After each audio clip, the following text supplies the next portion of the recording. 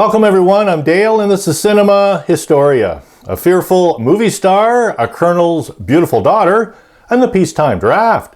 This week we're going back to 1941 for an American comedy film called Caught in the Draft, starring Bob Hope, Dorothy Lamour, Eddie Bracken, and Lynn Overman. And this is directed by David Butler. So, where does our story begin this week? Well, our story begins with vain movie star Don Bolton, played by Bob Hope. Don, who fears being drafted into the military, suffers an aversion to loud noises, even fake launchers on the set. Since he even jumps when anyone cracks their knuckles, he therefore doubts he would last a day in training.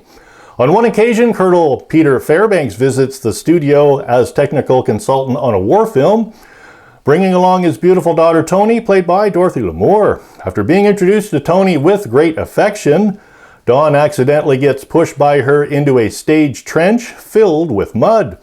The next day, while having breakfast with his associates, Steve, played by Lynn Overman, and Bert, played by Eddie Bracken, read in the paper, draft bill gains strength, Senate favors inducting men from 21 to 40 years old. Nervous enough to ask for someone to iron out his goose pimples, Don begins looking through his red book of previous girlfriends in the attempt that marriage would avoid the draft. Don eventually decides on the colonel's daughter Toni, and the two begin a whirlwind courtship. After proposing to her in the back seat of his limousine, however, he hears on the radio that the draft now ends at age 31. So Don, who is 32, retracts his proposal to a disgusted and upset Toni, who accuses him of cowardice. Weeks later, Don realizes he's in love with Toni after all, wants to impress her, so he stages a fake enlistment. But unfortunately, when everything backfires, Don is in the army, along with his assistant Bert and his manager Steve.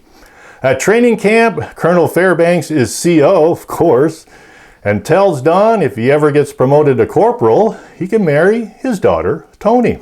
A tall order for sure. So, does Army life prove to be too much for the trio? Does Don endure lots of KP duty, much to Toni's disappointment? Or does our vain movie star become a cookie of a rookie? Released June 25th, 1941. This movie opened at Paramount in New York and became the second film in the theater's 15-year history to enjoy a 5-week run. The film was a big hit and Paramount's second most successful release of 1941 after Louisiana Purchase, also starring Bob Hope, and I have that film. With a 75% rating from the film critic Rotten Tomatoes, this film received 2 1941 Photoplay Awards, Best Pictures of the Month and Best Performances of the Month for Bob Hope. And National Guardsmen trained the actors to be soldiers for the movie. Another tall order. And the trivia question this week: was there a rare vehicle driven in our film? Was there a rare vehicle driven in our film? So, a little more history and the answer to our trivia question coming up next.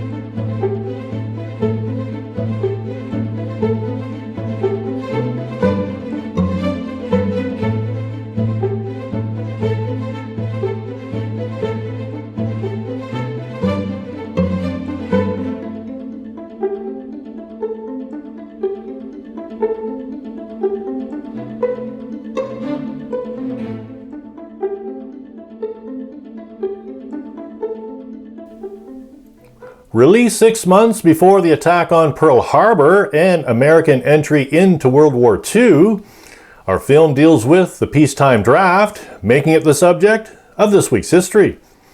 So, the Selective Training and Service Act of 1940, also known as the Burke-Wadsworth Act, enacted September 16, 1940, was the first peacetime conscription in United States history. The act required all American men between the ages of 21 and 35 to register and be placed in order for call to military service, determined by a national lottery. If drafted, a man served on active duty for 12 months and then in a reserve component for 10 years until he reached the age of 45 or was discharged, whichever came first. Inductees had to remain in the Western Hemisphere or in the United States possessions or territories located in other parts of the world. The act provided that except in time of war, not more than 900,000 men were to be in training at any one time.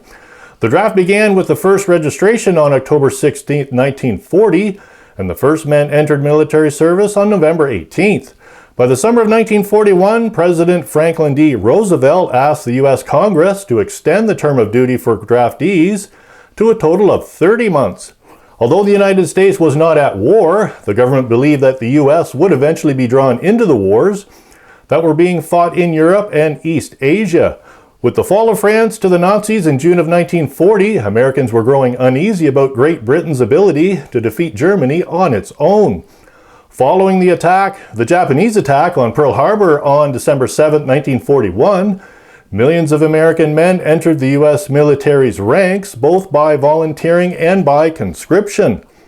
Congress declared war in December and made men between the ages of 20 and 44 liable for military service, and required all men between the ages of 18 and 64 to register.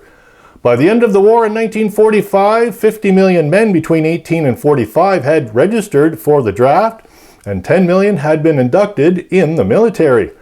Active from October 1940 until March of 1947, the Wartime Selective Training and Service Act expired after extensions by Congress. And a few celebrities who were in the military, here's a short list. James Stewart enlisted in the Army Air Corps in 1941, became the highest ranking actor in military history.